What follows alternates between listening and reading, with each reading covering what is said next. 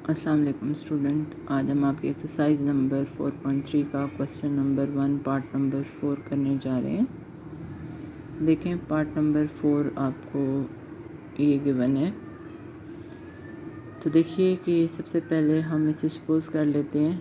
चाहे तो आप इसे let x is equal to this और y is equal to this, जो भी आप सपोज करना चाहें सपोज कर सकते हैं। मैंने यहाँ पे x सपोज किया है। उसके बाद ये जो रेडिकल साइन है इसको मैंने एक्सपोनेंशियल फॉर्म में कन्वर्ट कर लिया, यानी पावर की शक्ल में लिख लिया है। ये फिफ्थ रूट है, फिफ्थ रूट यानी कि 1/5, और ये सेवन्थ रूट है, इसे मैंने 1/7 लिखा। ठीक है, मैंने रेडिकल जो साइन थे उन्हें एक्सपोनेंशियल फॉर्म में कन्वर्ट कर लिया। ठीक है, उसके बाद नेक्स्ट स्टेप हमारा ये है कि taking log on both side या ऑफ बोथ साइड, जैसे भी आप लिखें। ठीक है, तो log x लेफ़्ट साइड पे हो गया और राइट साइड पे देखें कि मल्टीप्लिकेशन का साइन है, तो ये किस में, सम में कन्वर्ट हो जाएगा फर्स्ट लॉ के अकॉर्डिंग। यानी जो लॉगरिथम का फर्स्ट लॉ है उसमें a मल्टीप्लाई बाय b को क्या लिखा जाता है, a प्लस बी, यानी log a plus log b।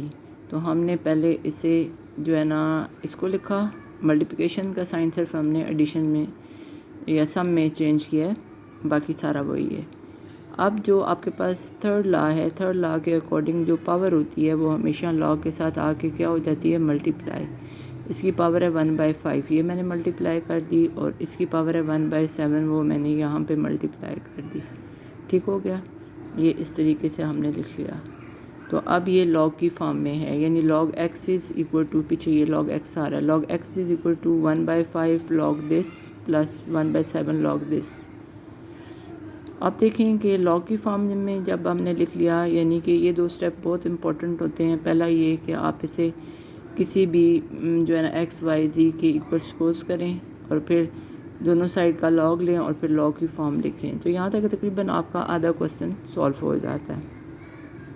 ये स्टेप लाजमी आपने करने हैं। ठीक है, अगर 4 मार्क्स का आप अटैम्प्ट करना चाहते हैं क्वेश्चन, तो ये डिटेल से इसी तरीके से आपने करना है। अब आती है करैक्टरिस्टिक की बारी।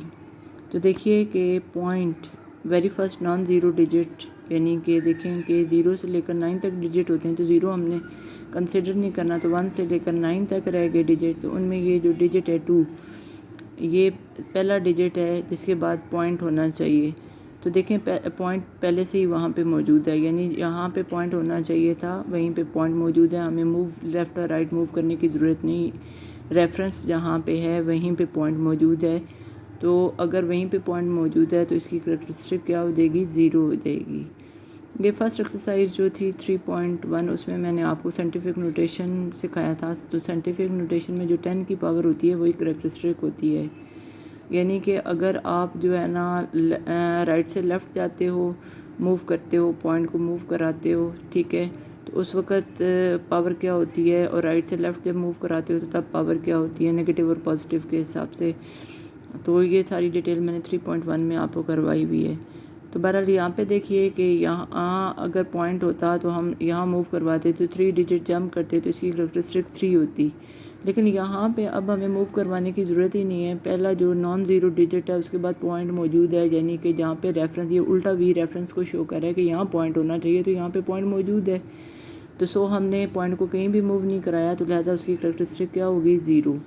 सिमिलरली इसको देखिए कि यहाँ पे भी पॉइंट जो है very first non zero digit जो है 1 आ रहा है, और 1 के बाद पॉइंट मौजूद है, यहीं हमें पॉइंट चाहिए, तो यानी जहाँ पे रेफरेंस है वहीं पे पॉइंट मौजूद है, तो इसकी करैक्टरिस्टिक जो है वो भी क्या होगी, 0 होगी। अब अगला मरहला जो है वो हमारे पास, या अगला स्टेप हमारे पास ये है कि हमने देखना है कि लॉग की वैल्यू। उसके लिए अब आप पॉइंट को कंसिडर नहीं करेंगे, पॉइंट को ज़हन में नहीं रखेंगे, तो ये बन जाएगा 2709। तो आपको मैंने बताया था कि जो लॉग होता है, लॉग टेबल को अगर आप देखते हैं तो लॉग टेबल स्टार्ट होता है आपके पास, ये देखें लॉग टेबल स्टार्ट होता है किससे, 10 से स्टार्ट होता है, यानी 2 डिजिट वाला पहला जो नंबर है वो है 10। ठीक है, तो यहाँ पे देखें कि हमारे पास 2 डिजिट से जो नंबर बनता है वो बनता है 27। 2 डिजिट पॉइंट को अगर हम हटा दें तो 27 पहला जो है ना नंबर बनता है 2 डिजिट वाला। तो दैट्स मीन 27 का हमने ज़ीरो में देखना है, 27 का हमने किस में देखना है, ज़ीरो में। तो देखिए 27 ये है, ये देखें 27, और से देखें ये 27 का ज़ीरो में देखें क्या बन रहा है, ये बन रहा है 4314, 4314, ये 4314, ये देखें 27 का ज़ीरो में ये देखें ज़ीरो ऊपर से आ रहा है, ठीक है। तो ये मैंने लिखा है 4314, ठीक है। अब अगला जो डिजिट आपके पास है 27 का ज़ीरो में देख लिया, आप डिफरेंस वाले कॉलम में 9 में देखेंगे। तो डिफरेंस वाला कॉलम ये हमारे पास मौजूद है, इसको हम कहते हैं डिफरेंस वाला कॉलम, ठीक है। तो इसमें हम 27 का 9 में देखते हैं। पहले हम 27 को तलाश करते हैं, कहाँ है 27 हमारे पास, ये देखें कि ये है 27, इसी में आगे हम चलते जाते हैं और हमने चले जाना है किस में, 9 में। तो ये हमारे पास आ गया 14, ये देखें ऊपर 9 जा रहा है, ये देखें 9, ये नज़र आया आपको 9। और इधर से हम किधर से लाए हैं 27, 27 का 9 में क्या आया 14 आया, ठीक है ना, ये 14। तो हमने 14 को क्या किया है उसमें ऐड कर दिए, ये देखें 14 इसमें ऐड कर दिए। पहले 27 का ज़ीरो में देखा है तो क्या आया 4314, और फिर डिफरेंस वाले कॉलम में 27 के आगे चलते गए 9 वाले कॉलम में देखा है तो वो क्या आया 14, वो हमने ऐड कर दिया है तो ये बना 4328। अब जो करेक्टरिस्टिक है वो इसमें हमने पॉइंट से पहले लगा दी, तो ये हमारे पास लॉग आ गया, लॉग की वैल्यू आ गई, ठीक है। और इसे जो है हमने 5 से क्या कर देना है डिवाइड, यानी 0.4328 कैलकुलेटर आप यूज़ कर सकते हैं। यहाँ पे 0.4328 को डिवाइड करें 5 से तो आंसर आएगा 0.08656। 4 डिजिट इनफ होते हैं वैसे, ठीक है ना। उसके बाद हम चलते हैं दूसरे नंबर का, ये देखें कि पॉइंट हटाएंगे तो 2 डिजिट वाला नंबर बनेगा 12। 12 का हमने किस में देखना है 3 में। अब देखेंगे 12 का हम देखने जा रहे हैं किस में 3 में। 12 का 3 में ये देखें ये बन रहा है 0899, 0899, 0899। तो देखें ये मैंने 0899 लिखा है। अब उसके बाद हमने देखना है 12 का 3 में देखा है, अब डिफरेंस वाले कॉलम में यहाँ पे भी 9 में देखना है। अब यहाँ पे थोड़ा सा आपको जो है ना तवज्जो से देखना पड़ेगा कि 12 में देखें कि ये आपके पास कुछ लॉ की वैल्यूज़ यहाँ ऊपर लिखी हुई हैं, कुछ नीचे लिखी हुई हैं।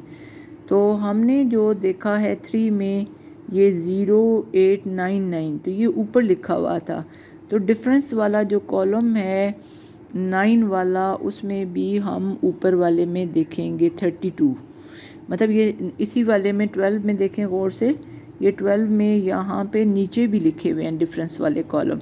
तो ये इन लॉग्स के लिखे हुए हैं, जो नीचे लॉग्स लिखे हुए हैं ना ये इनके डिफरेंस वाले कॉलम लिखे हुए हैं, और ये जो ऊपर लॉग लिखे हुए हैं ना ये लॉग की वैल्यूज़ लिखी हुई है ना, इनका डिफरेंस वाला कॉलम ये ऊपर बन रहा है। तो हमने जो है ना 9 का किस में देखा, 9 का जो है ना 32 आया हमारे पास। 9 का क्या आया ये देखें 32 आया, किस में 12 में हमने देखा है। तो 32 हमने इसमें क्या कर देना है ऐड कर देना है, 32 हमने इसमें क्या कर दिया ऐड कर दिया। तो ये नंबर बन गया आपके पास। देखें 9 में 2 11 और ये 12 और 13 और 9 और ये आ जाएगा, और साथ हम करेक्टरिस्टिक शामिल कर लेंगे, और साथ ही इस नंबर को 0.0931 को 7 से क्या कर देंगे डिवाइड कर देंगे। अगर सिर्फ 7 होता तो मल्टीप्लाई होता, ये 1/7 है यानी ये डिवाइडेड बाय है। तो 7 से करेंगे हम इसको डिवाइड तो ये नंबर हमारे पास आ जाएगा। अब देखें कि आपने 0.08656 प्लस 0.0133 कैलकुलेटर यूज़ करना है, या वैसे भी आप सम निकाल सकते हैं। तो ये आ जाएगा 0.09986। तो हम इसे राउंड ऑफ कर देते हैं 4 डिजिट तक। तो देखें कि 6 जो है 5 या 5 से अनवर्ड नंबर हों तो वो जब राउंड ऑफ होते हैं तो पिछले नंबर को एक नंबर दे के डिलीट होते हैं। तो अब देखें कि ये 6 है तो 6 एक नंबर इसको देगा तो ये इसको क्या बना देगा 9 बना देगा। तो ये देखें पॉइंट के बाद हमने 4 डिजिट पूरे कर लिए हैं, ठीक है। तो ये आपके पास क्या है, अभी तक ये log x ही चल रहा है। log x की वैल्यू आपके पास आई 0.0999 या 999 आप कह सकते हैं। फिर आपके टेकिंग एंटी लॉग, अब आपने इसका एंटी लॉग लेना है।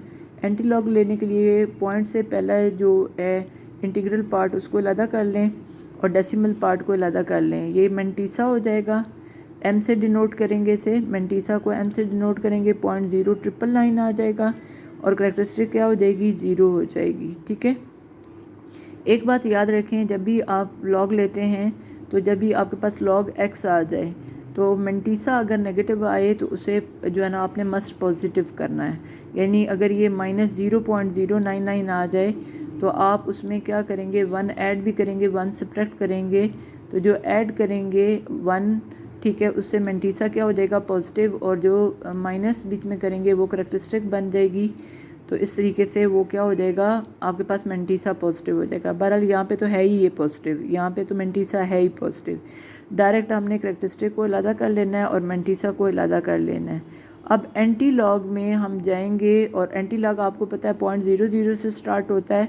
तो अब आपने क्या करना है, 0.00 जो है उस वाले कॉलम में देखना है 0.09, क्या देखना है, 0.09, 0.09 का किस में देखना है, 0.09 का 0.09 का 9 में देखना है। तो देखें ये आपके पास एंटी लॉग ऊपर लिखा हुआ है, एंटी लॉग वाला टेबल, इसमें देखें 0.09 का, ये 0.09 का चलते जाएं और 9 में देखें ये 4256 नहीं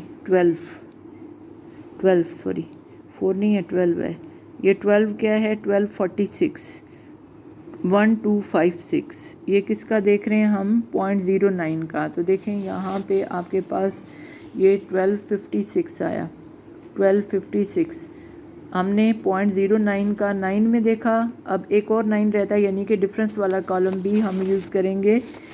तो डिफरेंस वाले कॉलम में आपने 0.09 का डिफरेंस वाले कॉलम में 9 में देखेंगे तो क्या आ जाएगा, 3 आ जाएगा, 3, ये देखें 3 आया।